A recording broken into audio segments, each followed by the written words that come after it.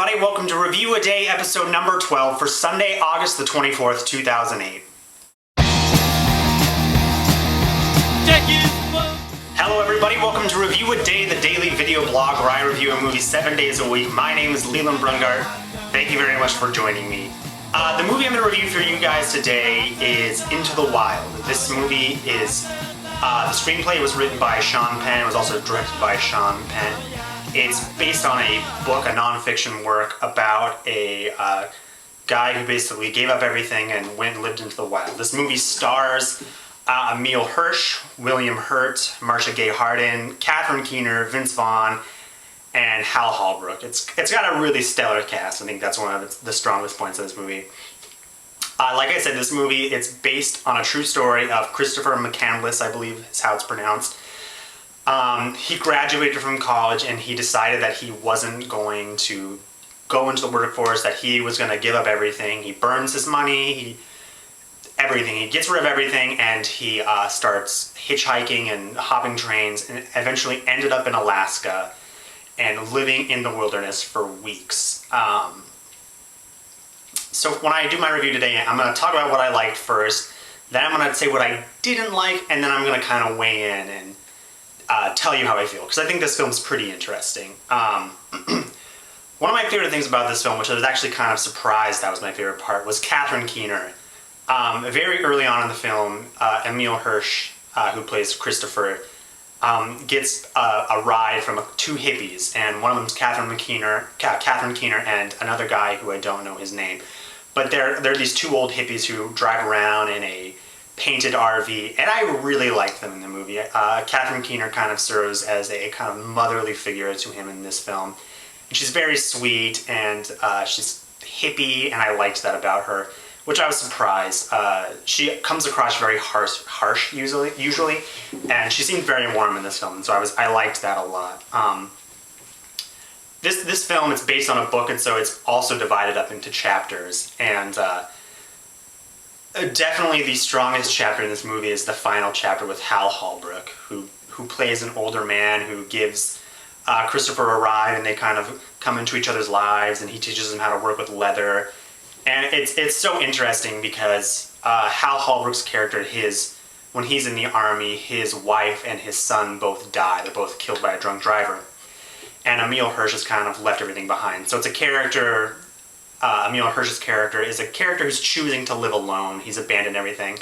And then Hal Holbrook's character is someone who is kind of forced into living alone in solidarity. And the rapport between these two characters is very interesting. I liked that there are people in this movie who challenge Christopher's ideals and what he's doing. I very much liked that about that. I thought that was such an interesting relationship. Emile Hirsch's performance is pretty strong in this movie. I do, however, think that a lot of the praise he received for this role had more to do with the physical transformation. By the end of this movie, he had lost a lot of weight, and it was pretty shocking. But I don't think this is Emile Hirsch's strongest performance. I still think he did his best work in The Girl Next Door, which is a very funny movie. Highly recommended if you haven't seen it. It's much better than you think it's going to be. Also, something I really liked about this film was that one of my favorite comedians, Zach Galifianakis, has an incredibly tiny role in this movie. But he talks about smoking meats and how to prepare them. And it's not even a funny part, but just because it was Zach Galifianakis, and if you know who he is in his comedy, it's actually pretty funny. But for everyone else, you probably glaze right over it. It's literally a 15-second segment in the film. Some things I did not like about this movie. This movie kind of plays out and feels like a really long music video. Some of the editing is strange. I think that there's unnecessary camera movements a lot of the time, and I was very aware that Sean Penn was directing it. I haven't seen his other films, but I didn't love this. Eddie Vedder also did the music, and despite being from Washington, I do not like Pearl Jam. And so anytime Eddie Vedder's voice came on, I kind of rolled my eyes, and it really took me out. So if you hate Pearl Jam, stay away from this movie because it's really not going to be that great. This is a long movie. It's about 2.5 hours. It feels long.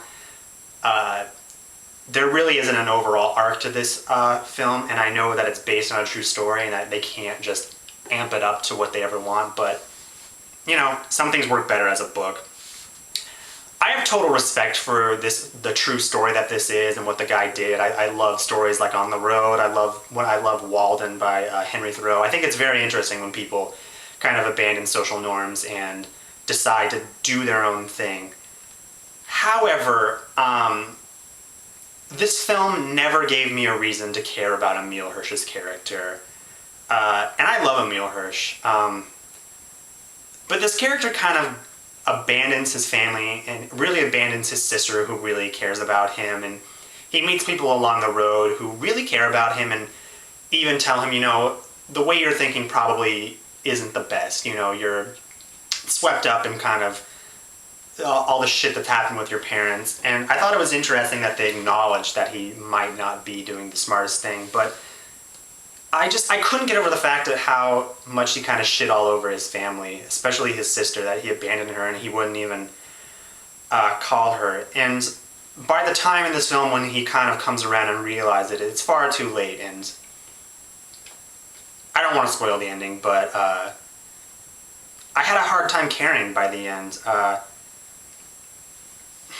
don't know. I feel like it's such an interesting film because on one hand, I don't like the main character, and I don't know if that's what they were intending to do or if that's how it came across, because I've known people like this character who are kind of narcissistic and they do their own thing and they don't really have a regard for what other people think about them, which I respect, and also at the same time it's like, I don't think that's a great way to be.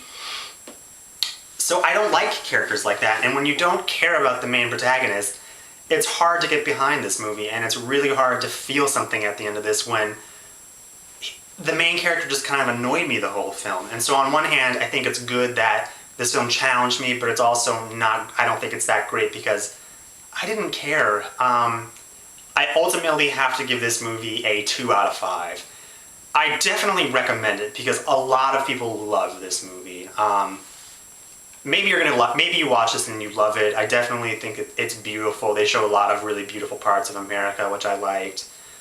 It looks pretty, but it felt like a music video. I didn't care about the main character, and by the time Hal Holbrook came around and kind of infused some heart and dialogue into this film, I was done.